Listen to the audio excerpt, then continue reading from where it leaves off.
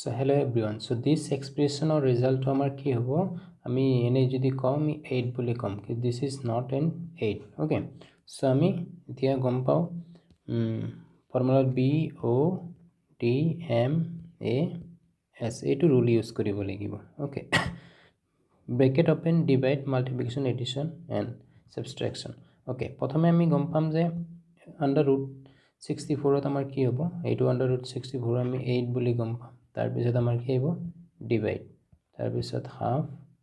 into 2 এতিয়া চোৱা এতিয়া আমি ডাইৰেক্ট এইটো কাটিব নোৱাৰি ওকে কিয় কাটিব নোৱাৰি আগত কি আহিব ডিভাইড আহিব মানে আগত আমাৰ কি আহিব ডিভাইড তাৰ আগত আমাৰ ডিভাইড আহিব তাৰ পিছত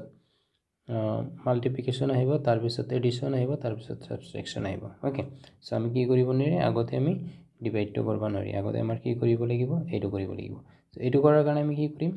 8 ডিভাইডৰ ঠাইত ইনটু লিখিলে এইটো ৰেচিপ্ৰকেল হৈ যাব সো কি হ'ব 2 ইনটু 2 ওকে 8 2 যা 16 into 2 is equal to 32 is my answer ito hobo amar answer hobo okay so ito rule to ki use hoise amar ei bodmash rule to amar use hoise okay